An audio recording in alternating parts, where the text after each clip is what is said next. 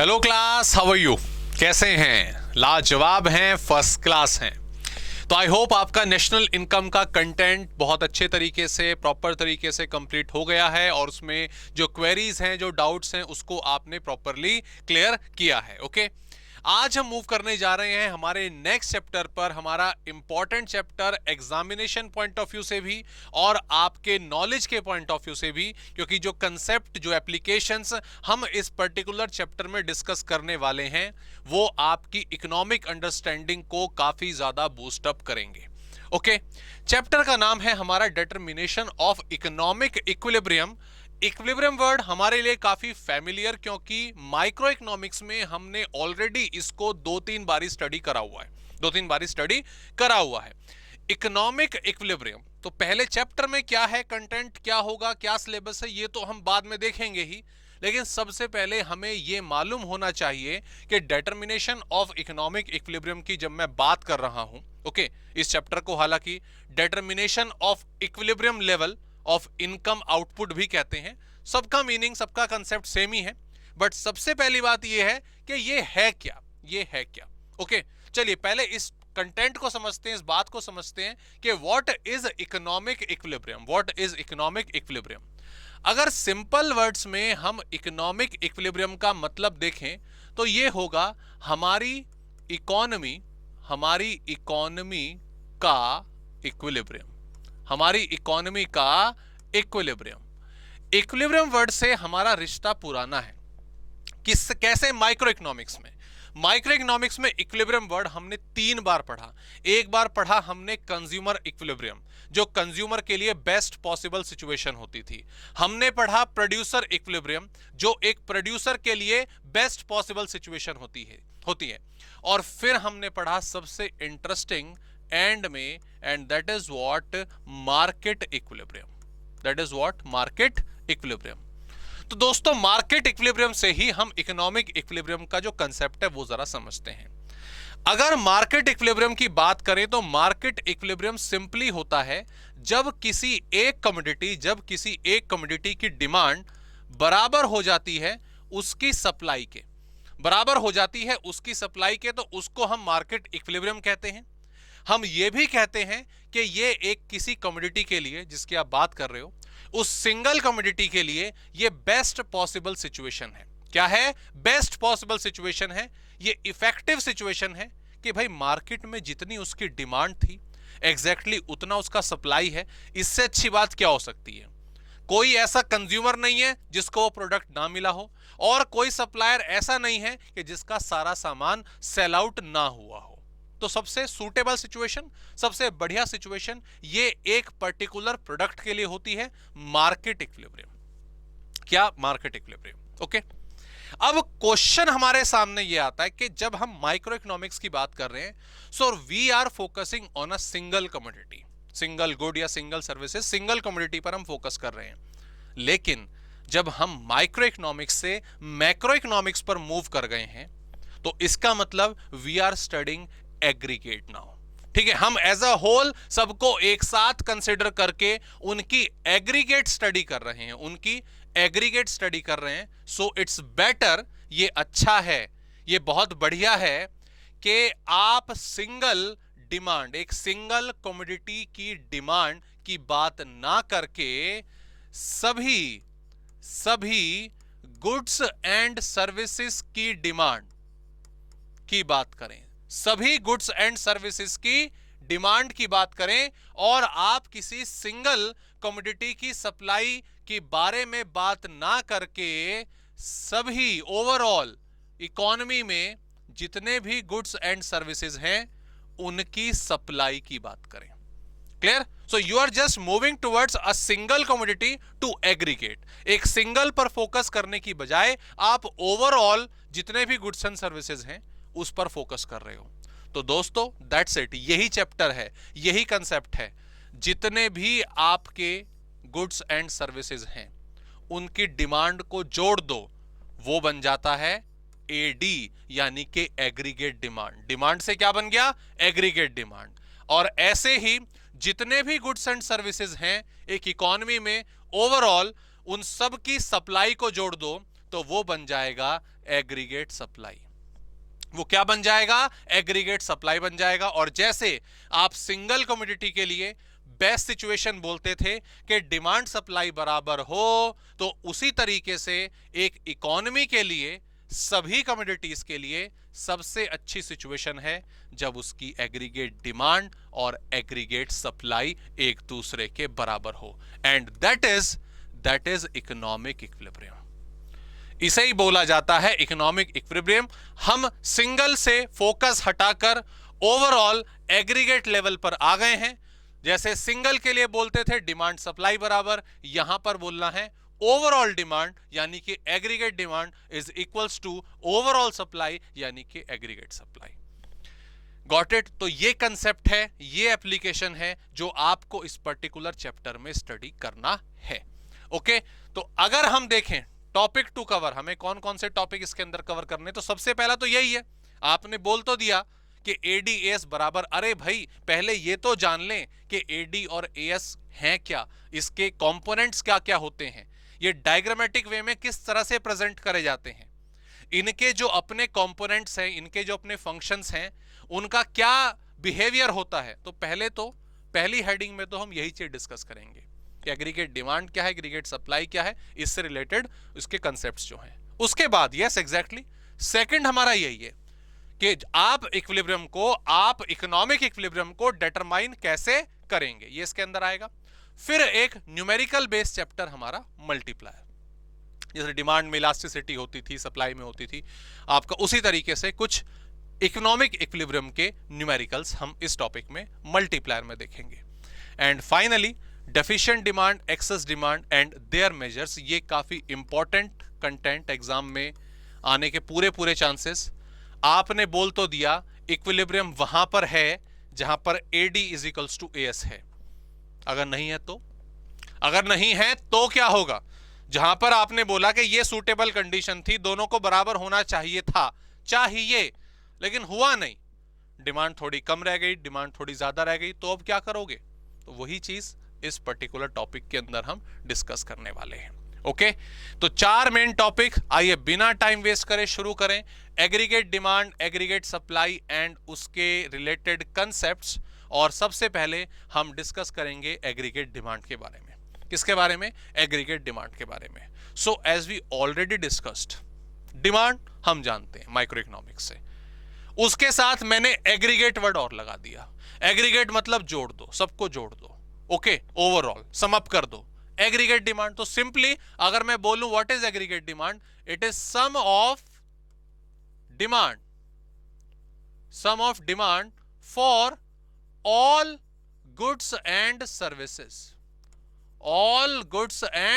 Services, जितने भी goods and services हैं इकोनॉमी में, उनकी जो भी टोटल डिमांड हो रही है एक पर्टिकुलर पीरियड के अंदर, नॉर्मली अकाउंटिंग ईयर हमारा, उन सब को जोड़ दीजिए, हमारी एग्रीगेट डिमांड बन जाएगी, हमारी aggregate demand of the economy calculate हो जाएगी। तो सिंपल सी डेफिनेशन अगर हम देखें in macroeconomics, aggregate demand refers to demand for all goods and services produced in the economy during a period of time, generally 1 year. इसको better है आप लिखेंगे अकाउंटिंग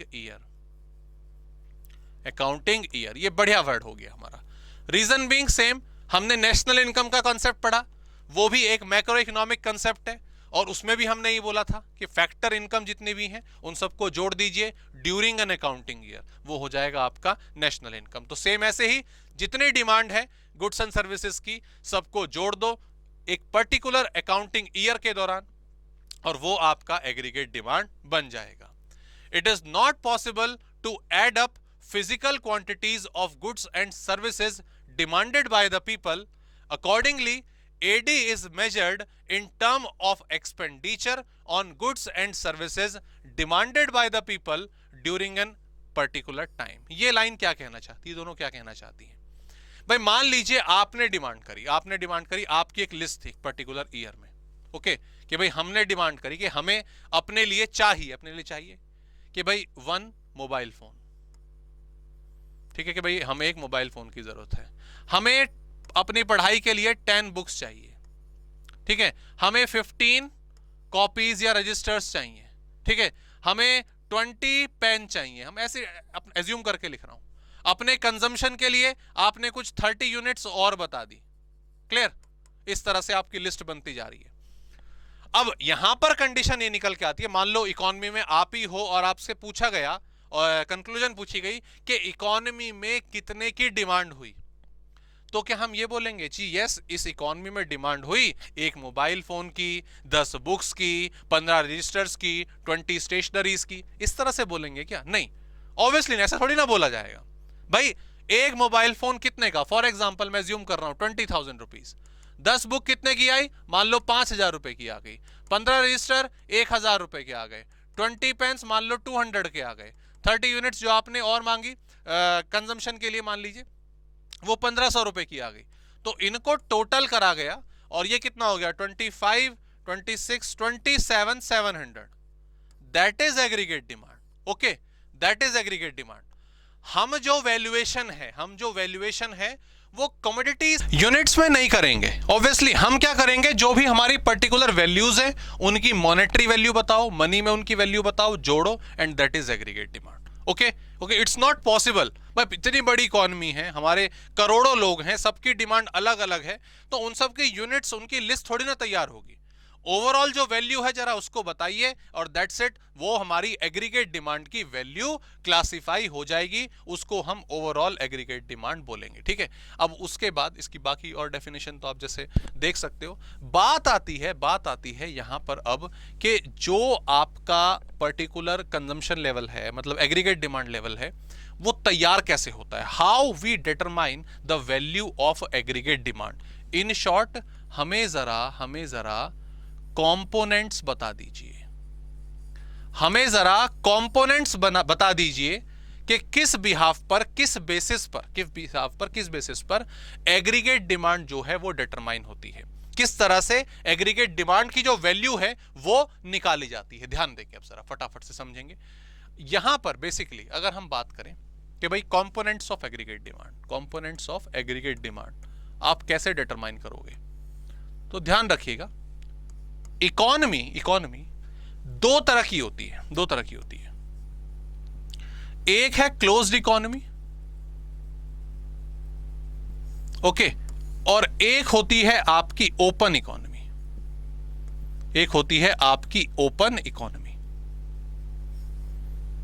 क्लियर।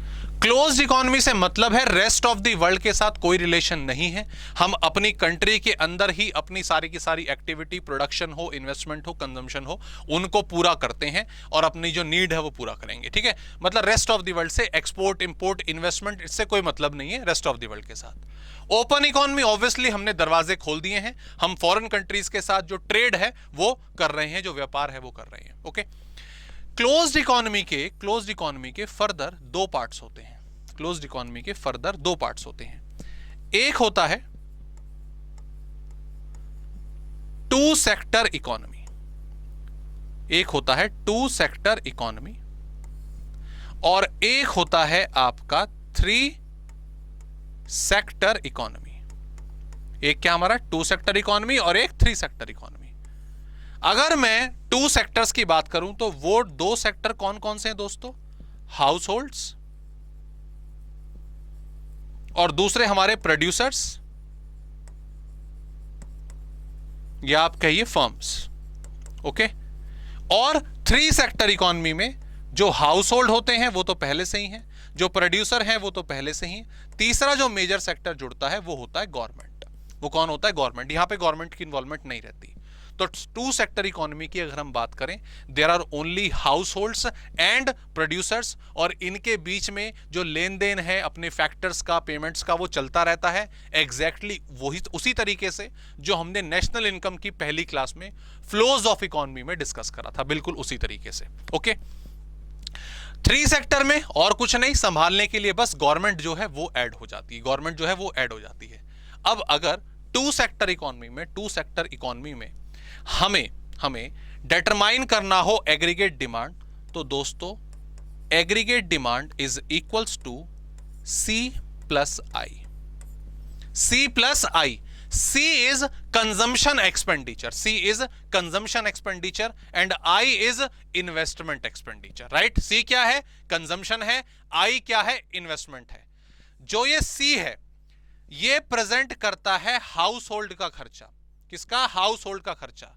और जो I है वो रिप्रेजेंट करता है प्रोड्यूसर्स का खर्चा. वो किसका खर्चा प्रोड्यूसर्स रिप्रेजेंट करता है? प्रोड्यूसर्स का खर्चा रिप्रेजेंट करता है. भाई अगर मैं हाउस होल्ड की बात करूं, भाई हाउस होल्ड जो है, मेरे जैसे लोग, आपके जैसे लोग किस चीज की डिमांड करेंगे? भाई हमारी डेली रिक्वायरमेंट, हमारा फूड, हमारी क्लोथिंग्स, ठीक है, हमारे अदर डेली नेसेसिटीज, इन सब चीजों की डिमांड आप करोगे. तो ये क्या है कि भाई अपना खर्चा करने, अपनी नीड को पूरा करने के लिए आप इन सब गुड्स की डिमांड करते हो, इन्हें बाय करके लाते हो, कंज्यूम करते हो. तो ये क्या है? आपकी डिमांड है. ये किससे रिप्रेजेंट हो रही है? जो भी आपने सी यानी कि कंजम्पशन एक्सपेंडिचर अपना करा. क्लियर? ठीक उसी तरीके से जो प्रोड्यूसर्स होते हैं, जो फर्म्स होते हैं, ये प्रोडक्ट बनाते तो हैं, ये सप्लाई तो करते हैं, लेकिन इनकी भी अपनी डिमांड होती है. इनकी क्या अपनी डिमांड होती है? यस. इन्हें प्रोडक्शन करने के लिए चाहिए मशीन्स, इन्हें प्रोडक्शन करने के लिए चाहिए इक्विपमेंट्स, इन्हें प्रोडक्शन को स्टैब्लिश करने के लिए, अपनी फैक्ट्री को लगाने के लिए बड़े बड़े प्लांट्स चाहिए. तो ऑब्वियसली यहां पर जो प्रोड्यूसर्स हैं वो भी डिमांड करते हैं और उसको प्रेजेंट करा जाता है आई से. क्लियर? तो इकोनॉमी में डिमांड दोनों लोग कर रहे हैं, कंज्यूमर भी कर रहे हैं, प्रोड्यूसर भी कर रहे हैं. कंज्यूमर की डिमांड सी से प्रेजेंट हो रही है, प्रोड्यूसर की डिमांड आई से प्रेजेंट हो रही है. यहां तक बात क्लियर है? तो आप ये भी कह सकते हैं कि ये जो सी है ना, जो हाउस होल्ड की डिमांड प्रेजेंट कर रहा है, it is for consumer goods, it is for consumer goods. और जो आई है वो प्रेजेंट कर रहा है कैपिटल गुड्स को. किसको? कैपिटल गुड्स को, जो फर्दर प्रोडक्शन करने में, चीजों को बनाने में हमारी हेल्प करेंगे. Clear? So in two sector economy, I repeat, in two sector economy, AD is sum of demand of households, demand by households and demand by producers. Demand by households is represented by consumption expenditure, that is C, and demand by producers is represented by I, that is investment expenditure. Clear है जी? यहां तक कहानी clear हुई. आगे आते हैं, 3 sector पर आते हैं. 3 सेक्टर इकोनॉमी में ठीक है भाई, AD is equals to C plus I तो चलेगा ही, पहले से ही चलेगा. C plus I तो पहले से ही चलेगा क्योंकि हाउस होल्ड भी है, प्रोड्यूसर भी है, ये तो मूव होकर ही आ गया. बस इसमें अब गवर्नमेंट का खर्चा और जुड़ जाएगा जी. गवर्नमेंट जो डिमांड कर रही है, गवर्नमेंट जो भी डिमांड करती है गुड्स एंड सर्विसेज की, अपने सोशल वेलफेयर को प्रोवाइड कराने में, डेकोरम को मेंटेन करने के लिए, ह्यूमन वेलफेयर को मेंटेन करने के लिए, जो भी गवर्नमेंट सेक्टर डिमांड करता है, तो वो जी से रिप्रेजेंट हो जाता है. क्लियर? तो प्राइवेट वालों का खर्चा सी है, गवर्नमेंट वालों का खर्चा जी है, और जो प्रोड्यूसर्स हैं उनका खर्चा यानी कि डिमांड आई है. ठीक है जी, ये क्लियर हुआ यहां पे. तो 2 सेक्टर ठीक है, 3 सेक्टर ठीक है. तो ऑब्वियसली जो ओपन इकोनॉमी है ना दोस्तों, उसको हम 4 सेक्टर इकोनॉमी क्या कहते हैं? 4 सेक्टर इकोनॉमी भी कहते हैं. और यकीनन इसमें 4 सेक्टर में आपका हाउस होल्ड तो पहले से ही है, प्रोड्यूसर तो पहले से ही है, गवर्नमेंट भी ऐड हो गई थी. तो चौथा कौन है? फोर्थ कौन है? फोर्थ इज बाहर देश के नागरिक, यानी कि रेस्ट ऑफ द वर्ल्ड, यानी कि रेस्ट ऑफ द वर्ल्ड. और कोई पूछे भैया कि एग्रीगेट डिमांड यहां पर कैसे निकलेगी? It is C plus I plus G. ये तो पहले से उठ के आया ना, C plus I plus G पहले से उठ के आया. इसमें भाई रेस्ट ऑफ द वर्ल्ड के साथ हम क्या करते हैं? एक्सपोर्ट इंपोर्ट करते हैं. ओके, तो नेट एक्सपोर्ट क्या जुड़ जाएगा? Net export. और वो डिनोट कैसे करता है? X माइनस M से. X माइनस M से. X is for export and M is for import. Done जी, यहां तक कहानी क्लियर हो गई. अब हम इसको एग्रीगेट डिमांड को, किसको? एग्रीगेट डिमांड को पूरा एक्सटेंड करते हुए ले गए यहां तक. क्लियर? यहां तक एक्सटेंड करते हुए ले गए होंगे. जरा मेरी नजर से देखो, ध्यान दो यहां पे दोस्तों. अगर ध्यान दो ना आप यहां पे, ये जो फॉर्मूला बन गया है, ये income method, sorry, national income के एक्सपेंडिचर मेथड्स के कंपोनेंट हैं।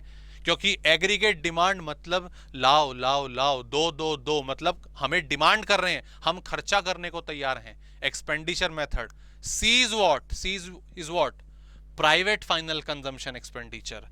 जी is what, government final consumption expenditure. ये नेट एक्सपोर्ट आ गया। And I is what, investment, the gross investments. इसको लेकर हमने काफी लंबी चौड़ी डिस्कशन करी। ओके, सो दोस्तों यहां पर एग्रीगेट डिमांड जो है वो एक तरह से नेशनल इनकम के जो कंपोनेंट्स हैं उन्हीं को उठा के लेकर आ रहा है। क्लियर जी, डन। अब नाउ आगे बढ़ते हैं। ध्यान दें, 2 सेक्टर, 3 सेक्टर और ओपन इकोनॉमी यानी कि 4 सेक्टर, ये आपके एग्रीगेट डिमांड के कंपोनेंट। बट आपके लिए गुड न्यूज क्या, आपके लिए गुड न्यूज क्या, you have to study only 2 sector economy. ठीक है, आपको ये 3 और 4 के बारे में डिस्कशन नहीं करनी है। हायर स्टडीज पे जब आप जाएंगे तब आप इनके ऊपर चर्चा करेंगे। In 12th class you have to focus only on, yes exactly, 2 sector economy. और 2 सेक्टर इकोनॉमी सर हमें पहले ही समझ आ गया कि 2 कंपोनेंट हैं, एक हाउस होल्ड के लिए अपना कंजम्पशन वाला, एक अपना प्रोड्यूसर के लिए इन्वेस्टमेंट वाला। इन दोनों को जोड़कर C+I करके हम एग्रीगेट डिमांड की वैल्यू डिटरमाइन कर देंगे। क्लियर जी, डन। बिल्कुल। आओ वापस आते हैं, आइए वापस आते हैं। तो जैसा कि यहां पर बोला गया है, expenditure on goods and services in 2 sector economy is broadly classified. वही 2 चीजें हमने कौन कौन से डिस्कस करी सर, एक था कंजम्पशन एक्सपेंडिचर और एक था आई। अगर हम कंजम्पशन एक्सपेंडिचर की बात करें तो ये किसके द्वारा करा गया, ये आपका हाउस होल्ड। ओके, और यस ये प्रेजेंट करता है किसको, जो कंजम्पशन के लिए हमारा कंज्यूमर गुड्स पर खर्च हुआ, कंज्यूमर गुड्स पे खर्च हुआ। और जो इन्वेस्टमेंट एक्सपेंडिचर है सर वो प्रोड्यूसर्स ने करा, वो फर्म्स ने करा। और यस जो प्रोड्यूसर्स हैं वो आपके किसके ऊपर, फर्दर प्रोडक्शन के लिए कैपिटल गुड्स पर खर्चा करते हैं, ये उनकी डिमांड होती है। और वही पॉइंट नीचे, accordingly AD is defined as the sum total of C and I के एक पर्टिकुलर ईयर के दौरान जब हम एडी के लिए C और I जोड़ दें तो हमारी एग्रीगेट डिमांड की वैल्यू आ जाएगी, एग्रीगेट डिमांड की वैल्यू आ जाएगी। ठीक है, सो ये एक हमें यहाँ पे पॉइंट मिला। Components of AD are discuss with reference to closed economy जो हमने पढ़ा अभी, ओपन इकोनॉमी जो हमने डिस्कशन अभी करी है। क्लियर। लेकिन जैसा कि मैंने बताया जरा क्लोज्ड इकोनॉमी में एग्रीगेट डिमांड के कंपोनेंट्स हम पढ़ेंगे। ठीक है, यहाँ पे एक्सप्लेनेशन, ओ सॉरी, ठीक है, ये स्पेस यहाँ पर बनी हुई है, ये जो डायग्राम है आपका ये वाला, ये मैंने यहाँ पे बनाया, इसको आप यहाँ पे नोट डाउन कर सकते हैं। अलग से कॉपी में आपने कर लिया है तो कोई बात नहीं। ओके जी, नाउ ये आता है जी हमारी अगली heading, relationship between CI and aggregate demand. Consumption, investment और एग्रीगेट डिमांड के बीच की रिलेशनशिप। सर ये तो हमने ऑलरेडी पता लगा ही लिया है, ये तो हमने ऑलरेडी पता लगा ही लिया है कि aggregate demand is equals to C+I होता है। बिल्कुल ठीक है जी, बिल्कुल ठीक है। लेकिन इसको हम ग्राफिकली कैसे प्रेजेंट करेंगे, ग्राफिकली इसको किस तरह से प्रेजेंट करा जाएगा। ओके, अब ध्यान देंगे दोस्तों, इन माइक्रो इकोनॉमिक्स हमने 2 मेजर कंपोनेंट्स वहां पे डिस्कस करे, 2 मेन चीजें हमने वहां पर पढ़ी। एक तो डिमांड हमने पढ़ा था और एक हमने सप्लाई पढ़ा था, और वही हम यहां पर डिस्कस करने वाले हैं, डिमांड से एग्रीगेट डिमांड, सप्लाई से एग्रीगेट सप्लाई। तो जब हम बात कर रहे थे डिमांड की, ओनली डिमांड, उसका रिलेशन हमने मेनली पढ़ा किसके साथ, प्राइस के साथ। भाई प्राइस बढ़ा तो डिमांड का, प्राइस कम तो डिमांड ज्यादा, नेगेटिव रिलेशन। ऐसे ही सप्लाई भी प्राइस के साथ, प्राइस बढ़ा सप्लाई ज्यादा, प्राइस कम सप्लाई कम, पॉजिटिव रिलेशन। ओके, सो कहने का मतलब डिमांड और सप्लाई की माइक्रो स्टडी में प्राइस का एक क्रूशियल रोल रहता है, क्रूशियल रोल रहता है। जब हम मैक्रो इकोनॉमिक्स की बात करते हैं तो मैक्रो इकोनॉमिक्स में जो रोल प्राइस ने प्ले करा है, जो रोल प्राइस ने प्ले करा है वो आपका यहां पर प्ले करेगा कौन, इनकम, कंट्री का जीडीपी या कंट्री की इनकम कह लीजिए, नेशनल इनकम बोल दीजिए, in short Y, in short Y. जैसे डिमांड का बिहेवियर, सप्लाई का बिहेवियर हम प्राइस के साथ डिस्कस करा करते थे, यहां पर एग्रीगेट डिमांड का रिलेशन, एग्रीगेट सप्लाई का relation, aggregate demand aggregate supply के कंपोनेंट्स का रिलेशन हम इनकम के रेफरेंस में देखेंगे।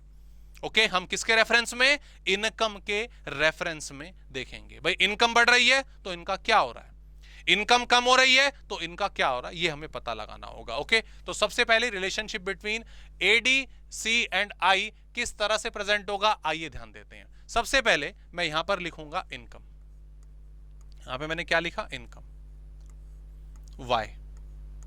ओके उसके बाद यहां पर आपका आई इन्वेस्टमेंट, सी और इन दोनों को जोड़कर aggregate demand, aggregate demand. Okay मैंने सबसे पहले एज्यूम करा कि कंट्री की इनकम 0 है, फिर वो बढ़ी 100 हुई, फिर वो बढ़ी 200 हुई, 300, 400, 500, इस तरह से लगातार जैसे प्राइस लेते थे, प्राइस की लेवल हम बढ़ाते थे 5 से 10, 10 से 15 वट एवर, ऐसे इनकम का लेवल बढ़ाया। सबसे पहले देखते हैं कि आई इन्वेस्टमेंट क्या होगी। दोस्तों इनकम 0 है, इन्वेस्टमेंट कुछ ना कुछ रहेगी, ठीक है। इनकम बढ़ेगी तो इन्वेस्टमेंट 100 ही रहेगी, इनकम और बढ़ेगी तो इन्वेस्टमेंट और नहीं बढ़ेगी। इन शॉर्ट इन्वेस्टमेंट रहने वाली है, इन्वेस्टमेंट रहने वाली है कांस्टेंट, राइट। इन्वेस्टमेंट क्या रहने वाली है, इन्वेस्टमेंट क्या रहने वाली है सर, इन्वेस्टमेंट कांस्टेंट रहने वाली है। इसका रीजन क्या है मैं आपको पहले वो बताता हूं, फिर आगे बढ़ेंगे कंजम्पशन पर और एग्रीगेट डिमांड पर। बिकॉज ध्यान दीजिएगा इन वर्ड्स पर, because investment is independent variable to income. Okay investment is independent variable to income. Investment एक ऐसा वेरिएबल है, ऐसा फंक्शन है, ऐसा कंपोनेंट है एक इकोनॉमी के अंदर जो इनकम के ऊपर डिपेंड नहीं रहता, जो इनकम के ऊपर डिपेंड नहीं रहता। फॉर एग्जाम्पल से समझेंगे, बिल्कुल सिंपल, ध्यान दीजिए। मान लीजिए आपके खर्चे की बात कर रहा हूं, आपके कंजम्पशन एक्सपेंडिचर की बात कर रहा हूं, इन्वेस्टमेंट की बात अभी नहीं कर रहा हूं, ठीक है। ध्यान देंगे, मान लो आपकी इनकम जो है फिलहाल क्या है सर, फिलहाल तो अभी हम स्कूल में कुछ कमा धमा नहीं रहे हैं, गरीब आदमी, उधार की जिंदगी चल रही है, पेरेंट्स से खाना ले लेते हैं, अपना खर्चा ले लेते हैं, काम चल रहा है, राइट। तो इन शॉर्ट अभी आपकी इनकम फॉर सपोज 0 है, लेकिन कुछ कंजम्पशन तो आपका है ही ना, पेरेंट्स से खाना, कपड़े, एजुकेशन जो चल रहा है, देखा जाए तो टेक्निकली लोन की तो जिंदगी है अभी तक, है ना। तो अगर मान लीजिए कल को आपकी इनकम बढ़ती है, भाई आपकी बढ़िया जॉब लगे, आप अपना बढ़िया अर्निंग सोर्स क्रिएट करो और आपकी इनकम बढ़ती है, तो जिस तरीके से आपके खर्चे अभी हैं क्या वैसे ही रहेंगे? नहीं सर, खर्चे हमारे बढ़ेंगे। इनकम बढ़ेगी, हम और ज्यादा खर्च करेंगे, इनकम बढ़ेगी, हम और कंजम्पशन एक्टिविटीज अपनी लाइफ में क्रिएट करेंगे। सो समहाउ आप देख रहे हो कि इनकम बढ़ने के साथ साथ कंजम्पशन भी बढ़ रहा है। So consumption is dependent variable on income. Consumption जो है वो इनकम पर डिपेंड होता है। बट अगर आप कोई बिजनेस स्टार्ट करने जा रहे हो, अगर आप कोई बिजनेस स्टार्ट करने की प्लान कर रहे हो, okay, so what you need is investment. मान लो आपने कोई छोटी सी शॉप स्टार्ट करी, तो आपने जो बिल्डिंग है वो लीज पर ली, आपकी इन्वेस्टमेंट। आपने मशीनरी जो है वो लगा दी, आपकी इन्वेस्टमेंट। आपने बाकी जो वर्किंग कैपिटल मैनेज करके रखनी थी बिजनेस के लिए वो भी तैयार कर ली, that is your investment. Okay, अब बिजनेस अब शुरू होगा, एक्टिविटी बिजनेस की अब शुरू होगी। अब बिजनेस अगर अच्छा नहीं चला तो इनकम तो 0, लेकिन अगर बिजनेस बढ़िया चला तो 500 लाख करोड़ जो भी कुछ बोलो, ओके। लेकिन इन्वेस्टमेंट तो ऑलरेडी हो चुकी है ना, इन्वेस्टमेंट तो ऑलरेडी हो चुकी है, उसमें आप चेंज अब नहीं कर सकते।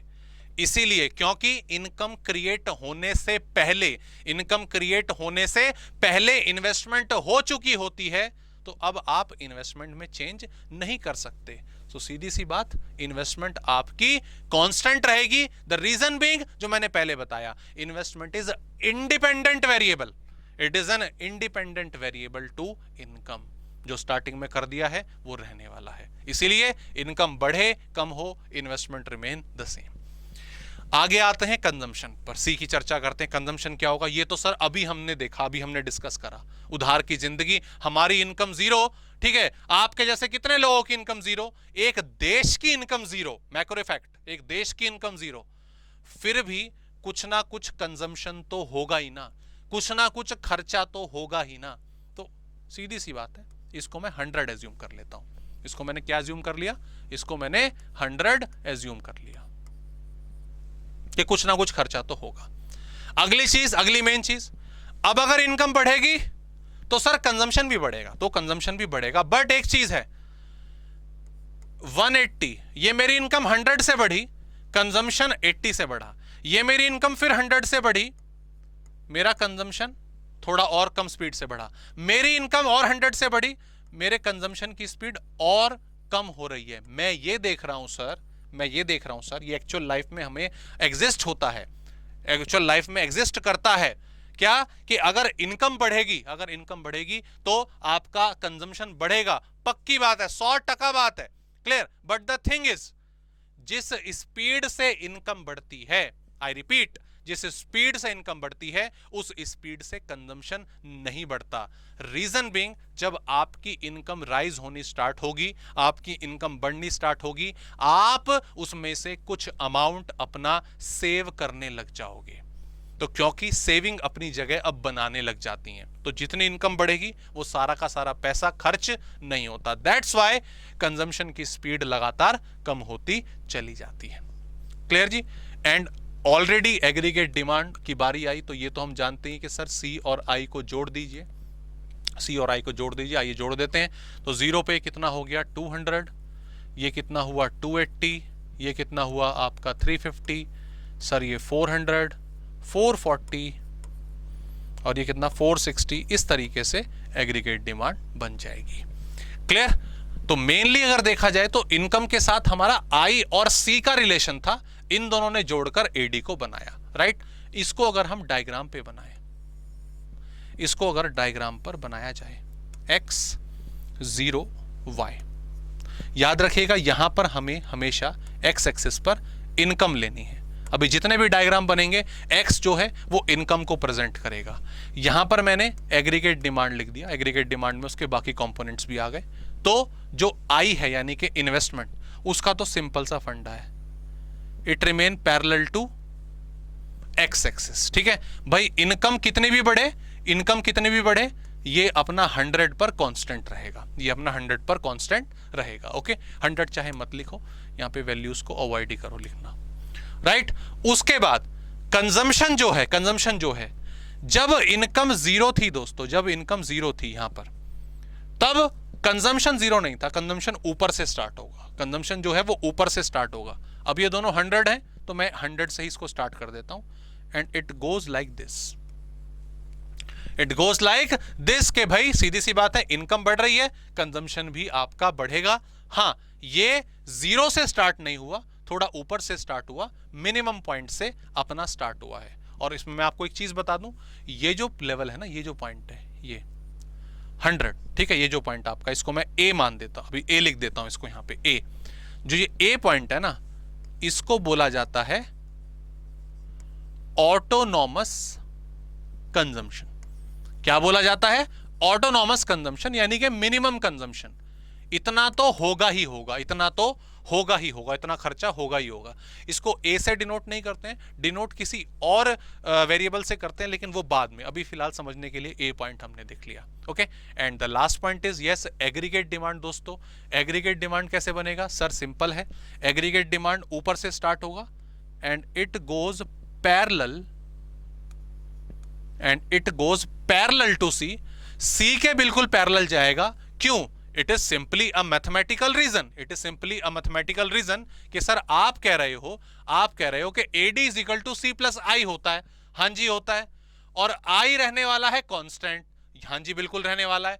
तो जो चेंज C में होगा, जो चेंज कंजम्पशन में होगा, उतना ही चेंज एग्रीगेट डिमांड में होगा। तो इसीलिए एग्रीगेट डिमांड और कंजम्पशन के बीच का जो गैप है वो हमेशा सेम ही रहेगा, दोनों एक दूसरे के पैरेलल होंगे।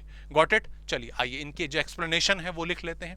एक्सप्लेनेशन क्या कहती है? पहला पॉइंट हम इन्वेस्टमेंट को लेकर लिखेंगे। Investment is parallel to x-axis due to constant value, because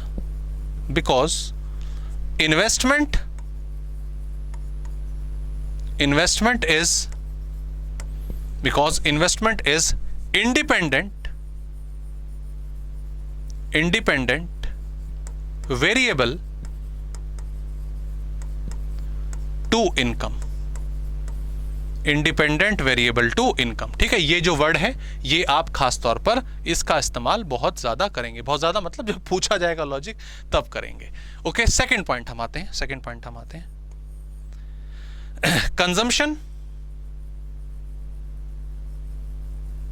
consumption is minimum, इसको थोड़ा ऊपर कर दें, consumption is minimum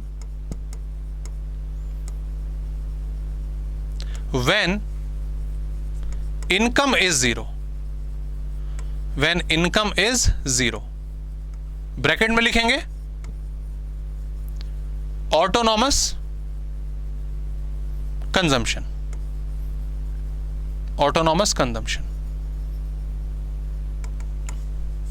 it rise with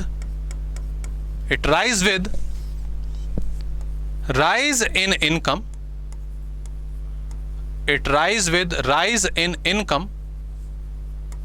but at a slower rate, because ratio या परसेंटेज whatever जो भी आप लिखें of savings rises, जैसे जैसे इनकम बढ़ेगी लोग अपना सेविंग्स जो है वो करना स्टार्ट कर देंगे। Okay, and the last point is AD के लिए AD is above and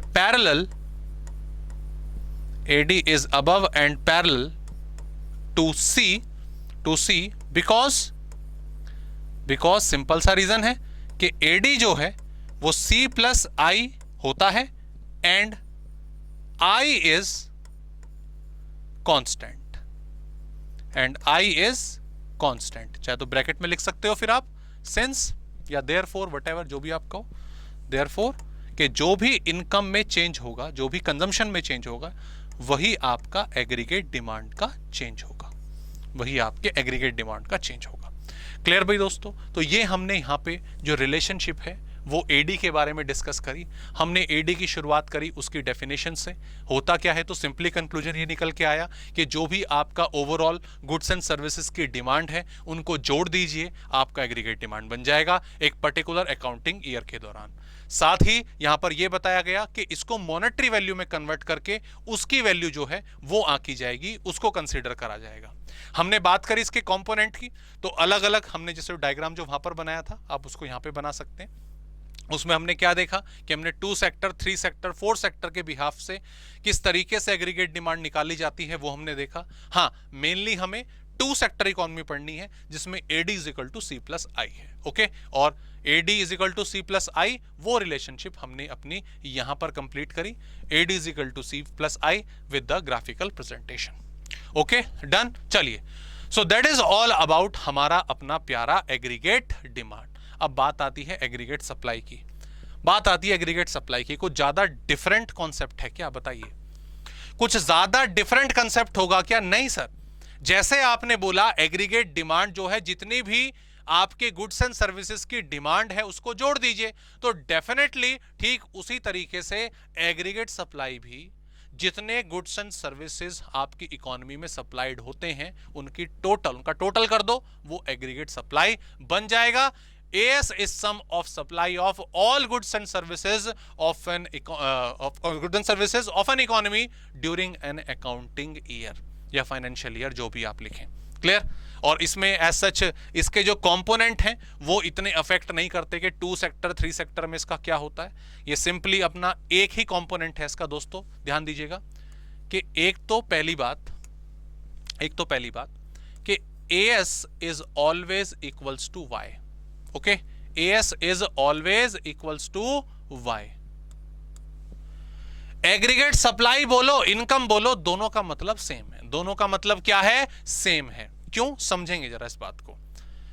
reason इसके पीछे ये है, जैसा कि मैंने आपको अभी बोला कि एग्रीगेट डिमांड में आप क्या करते हो कि जितने भी गुड्स एंड सर्विसेज आपने डिमांड करे, आपने करे और प्रोड्यूसर ने करे, आपने करे और प्रोड्यूसर ने करे, दो अलग अलग लोग हो गए, तो उनकी मॉनेटरी वैल्यू निकाल दो, उनकी मॉनेटरी वैल्यू निकाल दो। जो कंज्यूमर्स थे उनकी मॉनेटरी वैल्यू C थी, जो प्रोड्यूसर्स थे उनकी मॉनेटरी वैल्यू I थी, दोनों को जोड़ा एग्रीगेट डिमांड बन गई, राइट। लेकिन जब एग्रीगेट सप्लाई करने की बात आती है तो दोस्तों यहां पर तो इकलौता ही है, फर्म जो है, जो प्रोड्यूसर है वही सप्लाई करेंगे ना। जो प्रोड्यूसर है फर्म है वही सप्लाई कर सकते हैं, दैट्स इट। वो सप्लाई क्या करेंगे? ये सप्लाई करेंगे, ये सप्लाई करेंगे, ये आपका ग्लास सप्लाई करेंगे, पेन सप्लाई करेंगे, बहुत कुछ सप्लाई करेंगे। अब ये जो सारी चीजें सप्लाई करेंगे सबको अलग अलग लिखोगे? नहीं, ऐसा नहीं करोगे सर। जैसे डिमांड में मॉनेटरी वैल्यू थी, इनकी भी मॉनेटरी वैल्यू बताओ। ओके, मॉनेटरी वैल्यू क्या बताओगे? जितने में बेचा है। भाई ये पेन 100 रुपए में बेचा तो 100 रुपए इज मॉनेटरी वैल्यू। 100 रुपए क्या? रेवेन्यू। 100 रुपए क्या? इनकम। ये पेन 10 रुपए में बेचा तो 10 रुपए इसका रेवेन्यू, 10 रुपए क्या? इसकी इनकम। तो जितने भी गुड्स एंड सर्विसेज सप्लाई होंगे और वो मार्केट में सेल आउट होंगे, वही उनकी वैल्यू होगी, वही इनकम की वैल्यू होगी और वही एग्रीगेट सप्लाई की वैल्यू होगी। इसीलिए एग्रीगेट सप्लाई और इनकम दोनों सेम होते हैं, दोनों बराबर होते हैं। ओके, एंड यस एग्जैक्टली, अगर मैंने बोल दिया है कि aggregate supply is equals to Y, aggregate supply is equals to income, तो डायग्राम तो दोस्तों बहुत आसान हो गया। डायग्राम बहुत आसान हो गया। क्यों? X Y, यहां पर तो मैंने बोला हमेशा क्या लेना है? इनकम। अब यहां पर हम एग्रीगेट डिमांड नहीं, एग्रीगेट सप्लाई लिखेंगे क्योंकि उसका बिहेवियर देख रहे हैं। ओके, तो नतीजा क्या निकल कर आया? निचोड़ क्या निकल कर आया? AS is equal to Y। दो चीजें बराबर हैं, दो चीजें इक्वल हैं। ये डायग्राम मेरा 90 डिग्री का है।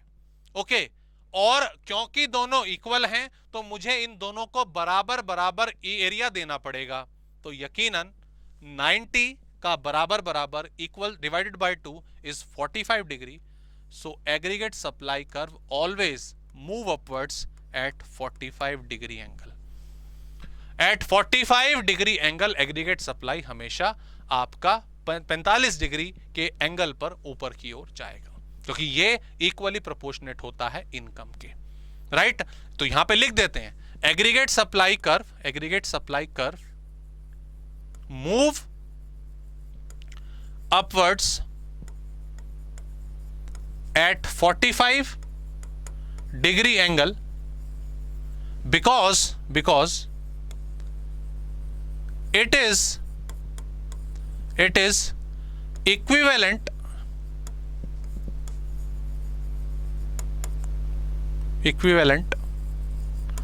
to AS,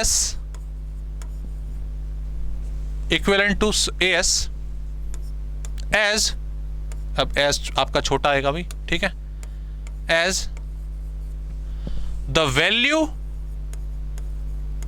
value of goods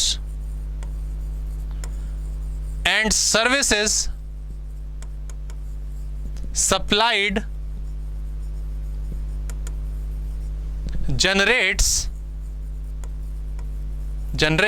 the income। तो इनकम की जो आप बात कर रहे हो और यहीं पर आपने सप्लाइड वर्ड यूज करा है, तो दोनों की वैल्यू अगर सेम है तो इसीलिए 45 डिग्री पर हमें इसको मूव अप करना पड़ेगा। क्लियर? तो ये एग्रीगेट सप्लाई की बात हुई। इसमें एक और जरा थोड़ा सा एक्सटेंडेड पॉइंट निकल के आता है। ये चीज तो आपने पढ़ ली ना, ये चीज आपने पढ़ ली कि S is equal to Y। Now इसके अलावा एक चीज और, now Y is equals to C plus S होता है, ये हम जानते हैं।